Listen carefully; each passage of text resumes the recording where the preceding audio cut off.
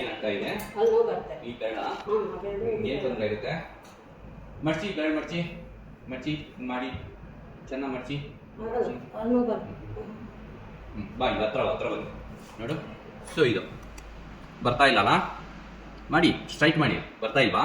ನೀವೇ ಮಾಡೋಕ್ಕಾಗಲ್ಲ, ಹಂಗೆ ಇರಿ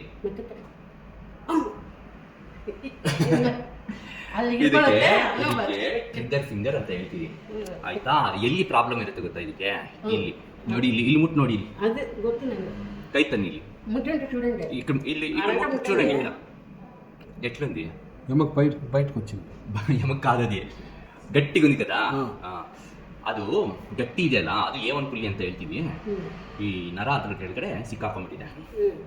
ಬಂದಾಗ ನೋಡಿ ಹೋಗುತ್ತೆ, ಆಚೆ ಬರೋದಿಲ್ಲ. ನಾವು ಹಿಂಗಂದ್ರೆ ಟಕ್ ಅಂತ ಬರುತ್ತೆ. ಇದಕ್ಕೆ ಸಿಂಪಲ್ ಟ್ರೀಟ್ಮೆಂಟ್. ನಾವು ಇಲ್ಲಿಗೆ ಇಂಜೆಕ್ಷನ್ ಕೊಡ್ತೀವಿ. ಒಂದು 2-3 ದಿವಸದಲ್ಲಿ, ಒಂದು ವಾರದಲ್ಲಿ ಕರಗುತ್ತೆ. ಓಕೆ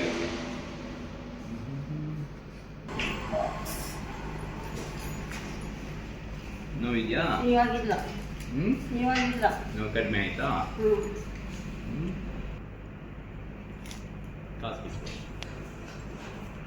ನೋವಾಗಿಲ್ಲ? ಸ್ಟಾರ್ಟಿಂಗ್ ಅಲ್ಲಿ ನೋವಾಯಿತು, ಮತ್ತೆ ನೋವಿದೆ. ದೇವ್ರೆ, ನಾನು ಫಸ್ಟೇ ಈ ಕಾಪುಟ್ಟಿದ್ದೆ, ಹಿಂದೆ ನೋವಾಗಿಲ್ಲ ಅಷ್ಟೇ.